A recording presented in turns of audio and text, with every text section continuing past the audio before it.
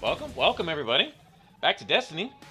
Now, what do you do when your whole fire team either disconnects or rage quits, or mom calls for dinner, they gotta go, whatever the case may be, and you're about to fight a boss, and you got a choice. You can either go ahead and get off yourself and come back later, or you can press on and see if you can't get lucky and beat the boss by yourself.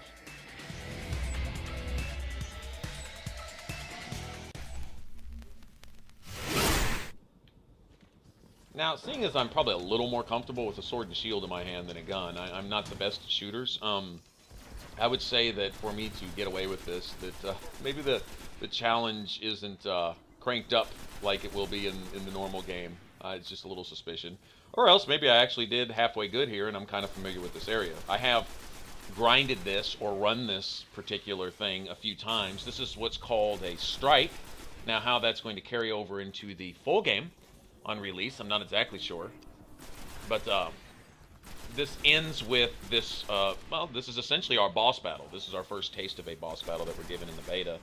We have a few mini bosses on the way, some more difficult than others, but this guy is the Prime. SEPIKS Prime is his name, and he's very, very cool. This is one of my favorites because he does the "oh yeah" thing a lot. I think that's awesome. I fell in love with this boss the very first time I came through here. I come back here just for that because it makes me smile. I think it's really cool. Anyway, you can use these to grind or farm. Anybody has ever played a MMO or even RPGs for that matter would be familiar with the term. Is where you hunt for XP and loot, and essentially will replay a particular area over and over till you get what you're looking for, or reach the level that you're looking for, whether it be to balance yourself with your friends so you can all be on the same page. Say your buddies have been playing for the last 3 days while you had to work, and you come back in and you're about 10, 15, 20 levels behind them or whatever. Go grind an area and farm up to their level, get some XP, maybe get some good gear on the way. All right? Now in here they drop these things called engrams. I believe it's short for encoded diagrams. Anyway, it's very cool. You take these engrams to your merchant smith type guy back at your base, and they exchange a weapon for you, or an armor, or whatever the engram is for. It'll have a little icon on it that'll tell you exactly what particular item you're about to get, and you'll get a random version of that item, whether it be gauntlets or leggings or a chest piece or a sniper rifle or whatever the case. Anyway, so, besides just XP and leveling, it's also another good reason to come and grind a particular area because you want stuff, right? And this is the way to get stuff. The harder the enemy, the more likely you are to get better stuff. And that's just, kind of just common practice in RPGs. Well, here, there are random events, random occurrences that can take place even within these that will give you opportunities to, come across maybe some unusual or unique enemies. What would you say? Random boss drops, I guess. Anyway, and even though they're tough, you kind of want those because that is your opportunity to get higher tier gear.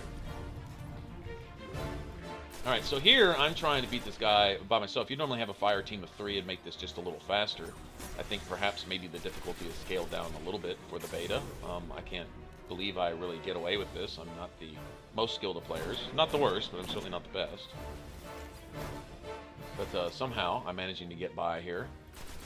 Keeping in mind that enemies will spawn to distract you. In an MMO, you would call them ads. I believe that's for additional damage dealers. I believe that's what that's short for. Anyway, you'll hear ads, or mobs, whatever. Mobs are pretty much out in the open. Ads are helpers that a boss or a particular tough area will bring in to help protect the main objective, whatever you're trying to kill.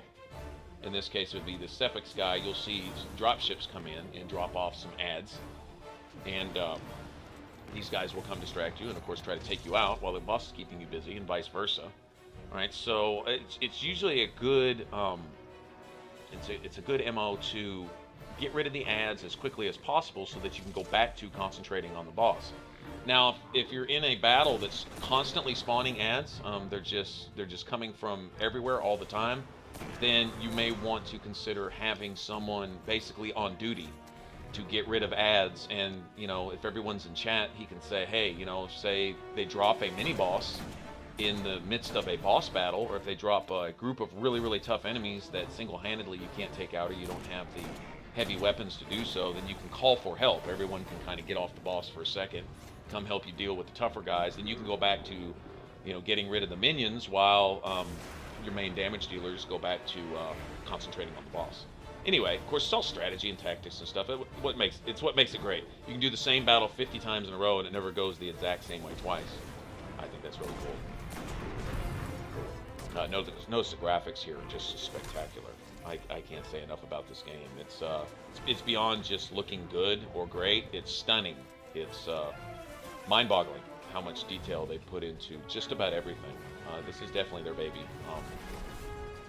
Yeah, I just can't say enough about it.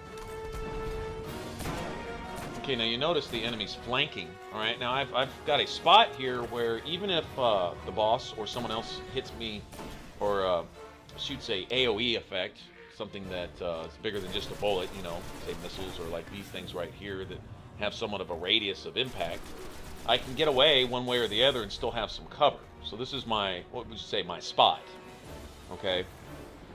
And I found this to be definitely doable. Now there is a harder version of this setting. I didn't come in on that, I just happened to come in on this setting, where instead of these minions and basic, I guess you could say, you know, leveled guys coming in, they actually have some captains who will come in, and that can get really fun.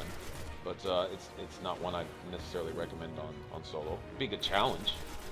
Might actually even try that. Come to think of it, but this was good enough for me. This took long enough with my little basic white common assault rifle. Gear comes in various tiers, different colors of quality, and white being the most common or least valuable. Green would be next. I haven't seen the blues or purples or even golds yet. I don't know that they are available here. If so, they're so extremely rare that I haven't spoken to anyone who's found anything like that yet. But that will be great when they introduce it into the game.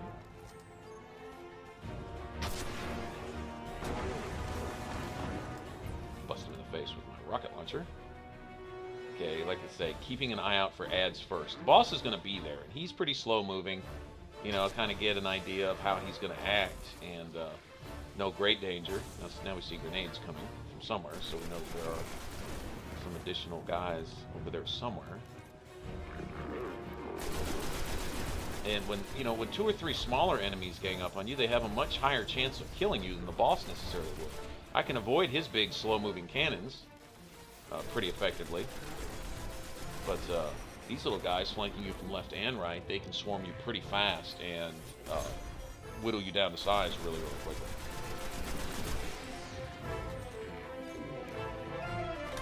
As this is really just me ducking and dodging. Bam! I figured I'd take the opportunity to chat about a few things, you know, discuss Destiny. There's so much to this. It's huge, and we're not seeing even just a small portion of it right now. It's going to get much bigger on release, and they've made it so that they can just expand it basically at will. You know, they have the universe at their disposal, and I think they plan on using every square inch of it, guys. I really do.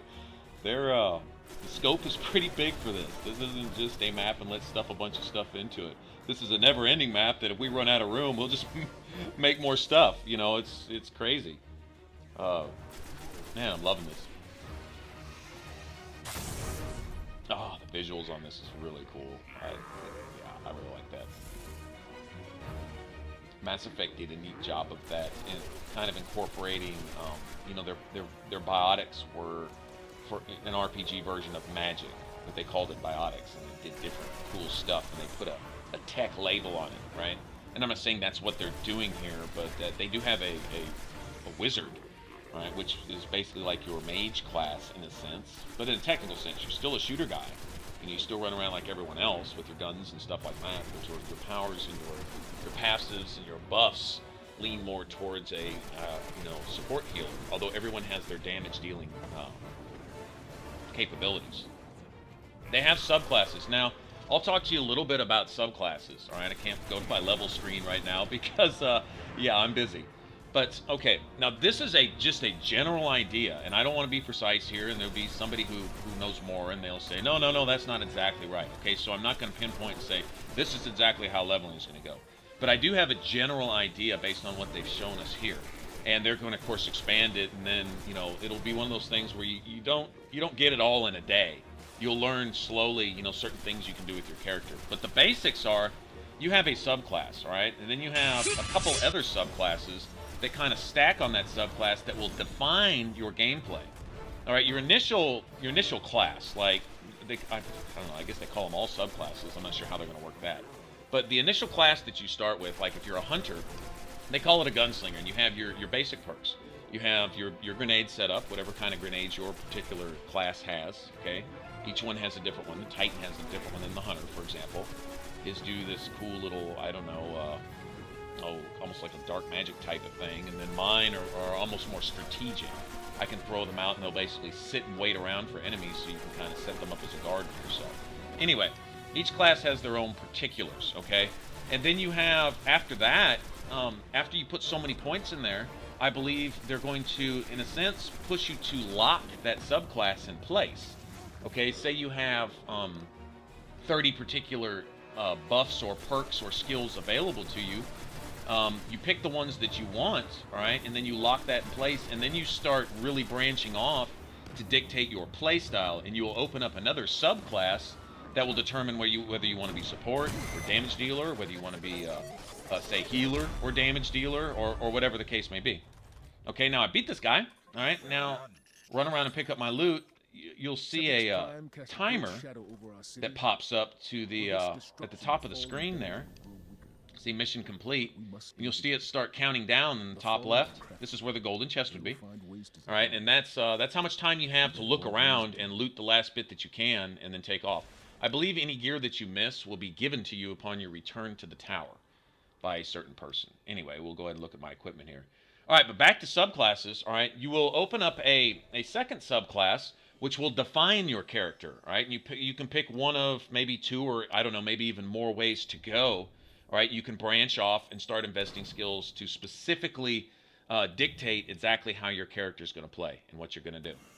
And that is my basic understanding of that. Okay, now exactly how many points you get in your first skill tree before you can lock it away and start working on your second and whatever, I'm not exactly sure.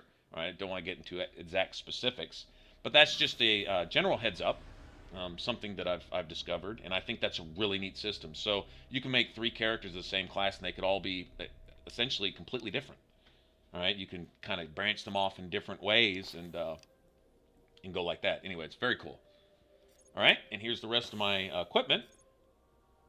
Kind of look at how you can do stuff. You can break stuff down that you don't want. You see, sometimes you'll get crafting materials and money back for it.